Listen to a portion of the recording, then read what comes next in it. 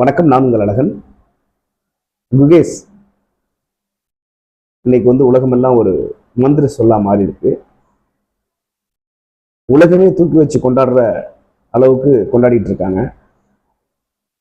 Chess champion, the youngest world chess சாம்பியன்ங்கிற பட்டத்தை தன் பக்கம் திருப்பி உலகமே தன்னை திரும்பி பார்க்க வைத்திருக்கின்றார் குகேஷ் என்ற இளைஞர். வாழ்த்துக்கள் அவருக்கு. உண்மையிலேயே சொல்ல போனோம் அப்படின்னா, ஒரு மனிதன் தங்களுடைய லட்சிய கனவுகளுக்காக வாழ்ந்து ஒரு வெற்றிங்கிற இடத்தை அணைஞ்சிருக்கும் போது பார்த்தீங்க அப்படின்னா மிகவும் கொண்டாடப்படக்கூடிய விஷயமாக தான் நான் பார்க்கிறேன்.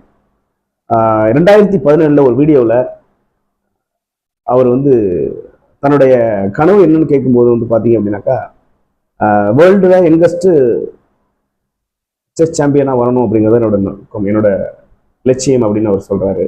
அது போலவே 7 வருடங்கள் இடைப்பட்ட காலத்துல என்னோட விடாமுயற்சியினால விஸ்வரூப வெற்றி அடைஞ்சிருக்கிறார். உண்மையிலே வாழ்த்துக்கள் அவருக்கு, மறுமுறை வாழ்த்துக்கள். இது போல இன்று உள்ள தலைமுறைகள் ஒரு விஷயத்தை செய்யணும் அப்படின்னு நினைக்கிறாங்களே தவிர அதை எப்படி வெளியில கொண்டு வரணும் அப்படிங்கிற அந்த எண்ணம் இல்லை. நினைவுகள் இருக்கு, கனவுகள் இருக்கு, ஆனாலும் அதை எப்படி வழிவகுத்து கொண்டு போகணும் அப்படிங்கிற எண்ணங்கள் கிடையாது. நிறைய சம்பாதிக்கணும், நிறைய வாழ்க்கையை மாற்றணும், ஆனா அதற்கான வழிவகைகள் என்ன? அது என்னன்னா ஜீரோ. யாருக்கிட்டையுமே இருக்காது, பதிலும் இருக்காது. லட்சியங்களை தீர்மானித்து விட்டால் அந்த லட்சியத்துக்காக போராட வேண்டும்.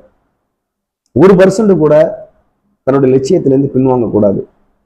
பல அவமானங்கள், பல வழிகள் நமக்கு வாழ்க்கையில வரும்.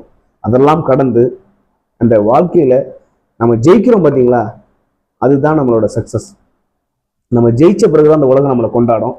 எவ்வளவோ போராட்டங்களை சந்திச்சிருப்பார் குகேஷ், ஆனாலும் அதெல்லாம் நமக்கு தெரியல. ஒரே நாளில் உலகமே கொண்டாடல ஒரு மாபெரும் இளைஞனா மாறி இருக்கிறாரு. அதுக்கு என்ன அப்படின்னா அவரோட விடாமுயற்சி தான். அந்த விடாமுயற்சி என்னைக்குமே இருந்தாலும் அவர் சக்சஸ்ங்கிற ஒரு இடத்தை அடைஞ்சிருக்காரு. இன்னைக்கு பாத்தீங்க அப்படின்னா இந்த காலகட்டத்தில் இவ்வளவு நாள்ல அவர் என்ன நடந்தாரு, எப்படி பிறந்தாரு தெரியாது. ஆனா ஒரே நாள்ல இந்த உலகமே அவரை திரும்பி பார்க்கிறது.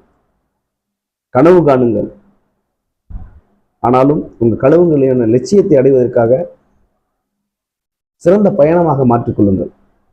ரஜினிகாந்த் கூட 62 வயசுல வரும்போது ஒரு படத்தோட தோல்வியை சந்திக்கிறார், பாபாங்கிற படத்தை.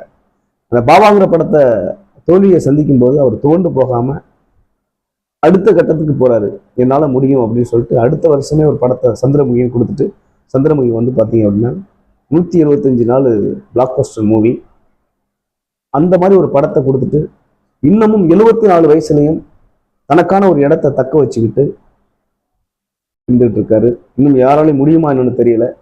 அது போல லட்சியங்கள் கண்டிப்பா நமக்கு இருக்கணும். வெற்றிங்கிற இலக்கு நமக்கு கண்டிப்பா தேவைப்படும். இது போல என்னோட வீடியோக்கள் உங்களுக்கு பிடிச்சிருந்தது அப்படின்னா என்னோட வீடியோக்களை நீங்க லைக் பண்ணுங்க, சப்ஸ்கிரைப் பண்ணுங்க என்னோட சேனலை. கண்டிப்பா நீங்க கமெண்ட் பண்ணணும் என்னோட வீடியோஸ் எப்படி இருக்கு அப்படின்னு. Thank you for the support.